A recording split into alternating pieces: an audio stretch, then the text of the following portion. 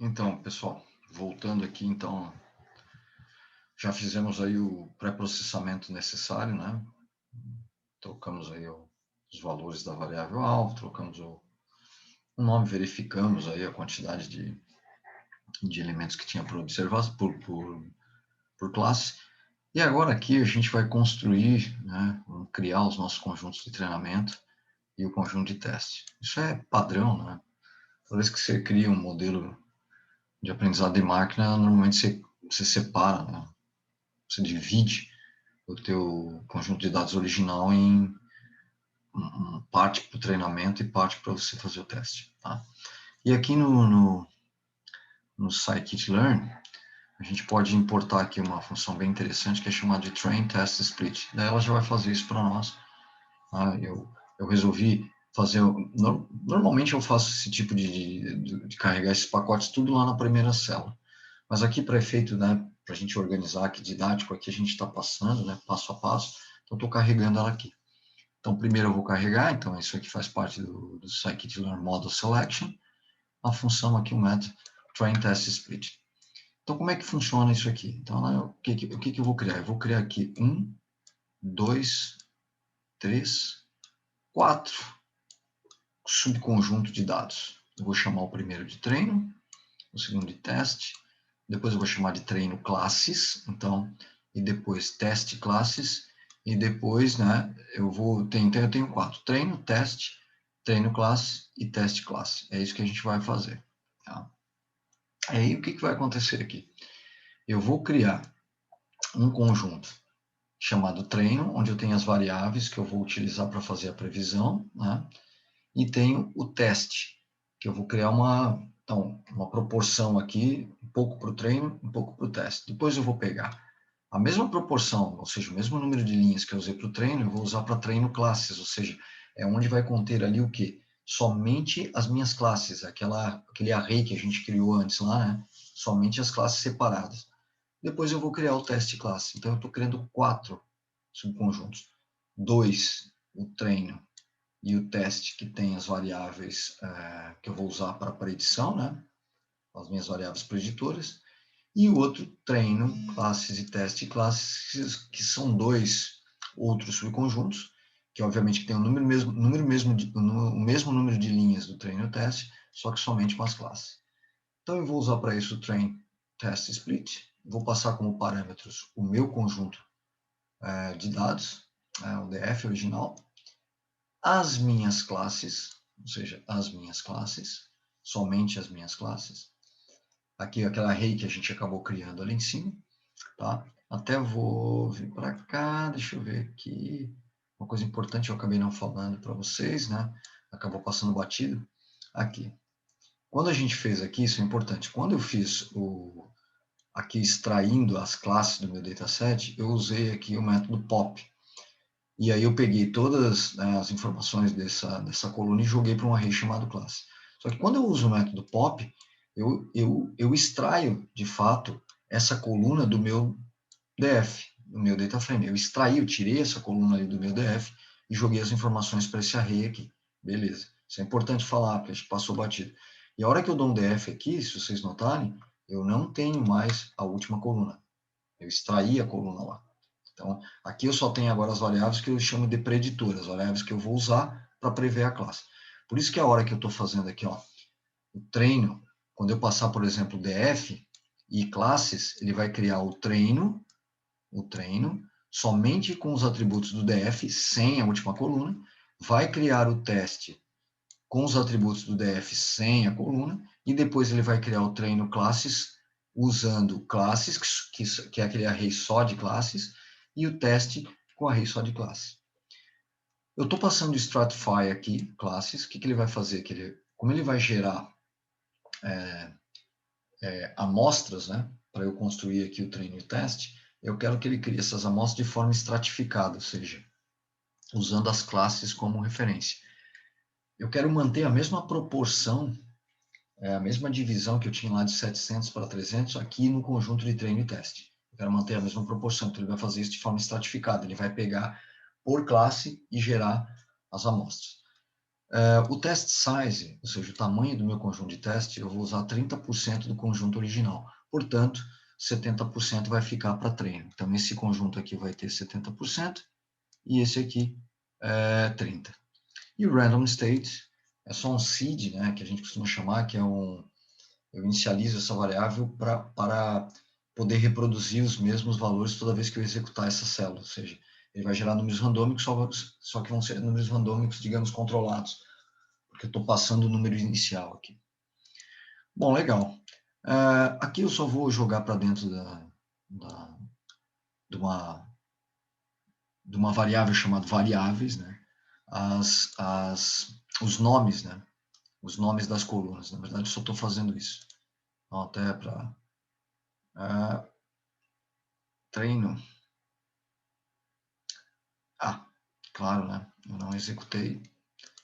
Bom ter aparecido isso. Eu não executei, na verdade, eu expliquei e não executei a célula. Aí ele não tinha treino, ele estava reclamando que não tinha treino. Eu só vou abrir aqui para a gente, para vocês virem aqui, porque a única coisa que eu fiz foi pegar do conjunto treino, extrair ali, criei uma lista com o nome das colunas. Então, eu criei uma lista com os nomes da coluna aqui, do treino. Sem, obviamente, a última informação. Só estou guardando aqui os nomes das colunas aqui, porque eu vou usar lá na frente. E aí eu vou testar aqui, tanto do treino como do teste, o shape, para eu verificar se está tudo... beleza. Então, eu tenho... Como, na verdade, eu tinha 1000, né? Tinha 1000 elementos ali, 1000 observações, eu fazendo 30% e 70%, ele acabou pegando 300 e 700, assim, com os 44. Está tudo certo, então. Então, o que a gente vai fazer primeiro? Primeiro, a gente vai criar um modelo de árvore de decisão simples, aquele que a gente criou também lá usando o R. E depois a gente vai tratar o Random Forest, até para a gente poder comparar isso. Aqui no Scikit-learn, o pacote é o Decision Tree Classifier. Então, eu estou usando um classificador de árvore de decisão. Eu vou carregar esse modelo para cá. E o que eu vou fazer? Agora eu vou criar um objeto, né, chamado árvore, que vai ser um objeto, né, uma instância, né, da minha classe Decision Tree Classifier. Estou usando o Random State 1, 2, 3 de novo, só para poder reproduzir. E aí o que eu vou fazer? Esse objeto, árvore, que é uma instância de um classificador, né? Na verdade, ele é um classificador agora de árvore, não tem nada, eu só criei ele lá, tá bonitinho, é um objeto. Então, eu vou usar agora o método fit, isso é padrão também no Scikit-learn, né? O fit é para treinar e o predict para fazer a previsão. Durante o processo de treinamento, o que eu quero passar para ele? Eu vou passar o meu conjunto treino, que tem só as variáveis preditoras, e vou passar o treino classes, que só tem as classes, lá, aquele array, né, 001. O que ele vai fazer agora? Ele vai pegar todas as minhas variáveis preditoras e as suas respectivas classes e vai gerar o modelo. Nesse momento aí é que ele vai começar a construir, né, a minha árvore e vai começar a avaliar qual é a melhor árvore que acomoda o meu conjunto de dados, que consegue classificar o meu conjunto de dados. É nesse momento aqui que ele está criando, de fato, o meu modelo, com o método fit. Então, ele criou, beleza, meu modelo, fechou aqui. E agora eu vou dar uma olhada, porque a minha árvore aqui, que é o objeto que eu criei, ele tem alguns atributos. Um deles é o node count. Eu posso verificar quantos nós ele criou, né? Nós são os nodos da minha árvore, né? Quantos nós. E também vou verificar a máxima profundidade, ou seja, a altura da minha árvore a partir da raiz até o último nó folha. Então, vou verificar, ter uma ideia da dimensão. Então, ele criou 287 nós, a minha árvore tem, e a profundidade da minha árvore é 17, ou seja, eu tenho a altura, né? A profundidade máxima são os 17 níveis na minha árvore. Então, uma árvore aí interessante. Beleza, mas agora, perfeito, e aí? O que acontece agora? Agora eu vou começar a avaliar esse modelo para ver se esse modelo é bom ou não. Então, a gente vai usar aqui as previsões. Vou fazer o predict. Eu vou usar duas funções. O predict mesmo, que a gente costuma usar, né? Então, olha só o que eu vou fazer aqui. Ó. Eu vou pegar a minha árvore, que agora é um objeto já treinado, né?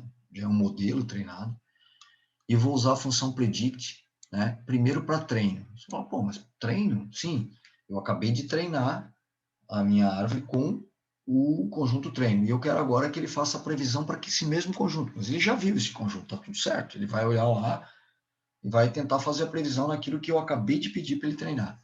E depois eu vou pedir para ele fazer uma previsão do conjunto teste. Esse ele não viu ainda. Esse é são aqueles 30% que ele não viu, que eu separei, né? Só para verificar agora se ele consegue acertar as classes desses caras. Isso aqui é o que a gente costuma usar direto aí para fazer o predict. Mas eu estou usando aqui o predict proba. E esse predict proba, esse proba aqui é de probabilidade. Então, além de fazer a previsão da classe, eu quero também verificar a probabilidade, porque ele calcula a probabilidade de ser da classe 1 ou da classe 0. E com base nessa probabilidade, né, dependendo do valor da probabilidade, ele vai designar se a classe de fato é A1 ou A0. Então eu vou fazer os dois. Então eu vou guardar as probabilidades do treino numa variável chamada treino probes, as probabilidades do teste numa variável chamada teste probes, e o predict mesmo, que vai me dizer qual é a classe, eu vou chamar de previsões treino e previsões teste. Então, vou executar esses caras aqui. Beleza, ele executou para mim. E agora o que a gente tem aqui embaixo? Agora aqui a gente vai carregar um pacote de avaliação chamado AUC e curva ROC. Esses caras são bem interessantes, a gente inclusive já tratou deles quando falamos lá do Naive Bayes, né? Então, como a gente já estudou isso lá, eu não vou repetir aqui, então eu só estou carregando eles novamente para a gente avaliar os nossos modelos. Então, carreguei aqui, e agora eu vou mostrar aqui, né, por exemplo, a área abaixo da curva, né? Agora eu só estou mostrando aqui o score, né, abaixo da curva, tanto do treino quanto do teste. Então eu passo para cá. O que eu passo como parâmetro para essa função ROC ao C-score? Eu estou passando treino classes, então do treino, agora só as classes, e estou passando o treino probes, que são as probabilidades que ele calculou para o treino, quando ele fez a previsão. Daí eu vou passar o teste classes, que é aquele 30% que ele não viu, e a probabilidade também do que ele achou, se era da classe 1 ou da classe 2. Então, vou mostrar aqui para nós e vou verificar. Então, notem, isso aqui é legal. Para o treino, ele me deu 100%. Então, por quê? Porque era o mesmo conjunto que eu usei para treinar, estou usando agora para ele testar. Então, que eu já vi, está tudo certo. Só que quando eu coloco o teste, que ele não viu, aí ele já cai aqui o acerto para 59%, né? Arredondando aí para 60%. Então há uma diferença entre o treino e o teste. É natural que isso ocorra, porque o treino ele acabou de utilizá-lo para treinar e o teste é aquilo que ele não conhece. Então eu estou tentando fazer com que ele faça previsões justamente naquilo que ele não conhece. A gente vai usar aqui a matriz de confusão também. Já vimos isso, né? Então, mais uma vez, a gente só está relembrando. Então, eu vou carregar aqui o Confusion Matrix e o Classification Report. Beleza. E agora a gente vai plotar aqui na próxima célula a matriz de confusão. Então, tem a matriz de confusão, e aí aqui a gente pode avaliar, sempre lembrando, né, que a diagonal principal, a soma dos valores na diagonal principal me dá o meu número de acertos. E na outra diagonal aqui eu tenho meus erros. Então, vamos verificar aqui os percentuais para a gente ter uma ideia melhor do que ele conseguiu fazer. Notem o seguinte, em termos de acurácia do modelo, então a acurácia do modelo, que é eu pegar e somar o número de acertos e dividir pelo total, ele acerta 63%. É um modelo que acerta 63%. Beleza. Aí eu posso avaliar ainda por classe, né? Então, a gente nota aqui que ele acerta muito mais da classe 0 do que da classe 1. Mas, lembra que a gente falou lá em cima? Eu tenho 700 linhas da classe 0 e 300 linhas da classe 1. Ou seja, está acontecendo aquilo que a gente tinha previsto lá em cima. Ou seja, ele está aprendendo muito mais, ele está conseguindo identificar os padrões, digamos assim, de forma mais assertiva da classe 0, porque eu tenho mais informações, né? Mais exemplos da classe 0 do que da classe 1. Então, isso poderia acontecer realmente. Então, é isso que ele está me mostrando nesse modelo. Apesar de ele acertar 63, eu tenho um índice muito baixo da classe 1. Ele acerta bem da classe 0 e da classe 1 ele não acerta muito, certo? Então, agora a gente vai visualizar aqui a nossa curva ROC. E se vocês notarem, o modelo é muito ruim, né? Porque ele acaba não acertando. Quando é o que a gente acabou falando, né? Ele está muito próximo dessa linha do threshold aqui, que me dá os 50%, que isso é muito ruim, ou seja, eu teria que ter uma curva mais aberta aqui em cima, né? Lembrando, né, que isso aqui um gráfico que tá mostrando a taxa de true positivo, ou seja, verdadeiro positivo, e a taxa de falso positivo, ou seja, não é um modelo interessante, né? Não é um modelo legal para você colocar em produção, teria que melhorar bastante esse modelo. De qualquer forma, a gente ainda vai usar aqui da árvore, a gente vai usar um atributo aqui chamado Feature Importances, que isso é bem legal para a gente verificar, por exemplo, a importância, ou seja, o que significa isso aqui? Eu passei para ele 44 atributos para ele fazer a previsão. E nesse momento aqui, o que eu fiz? Eu peguei, criei a variável, lembra? Essa variáveis aqui é aquela variável que a gente criou lá em cima só com os nomes das colunas. Aí eu peguei árvore Feature Importances, é um score que o modelo calcula para dizer assim, olha, os atributos mais importantes, com maior ganho de informação que eu utilizei para construir a melhor árvore, foram esses aí embaixo. E ele dá um score, né, de importância.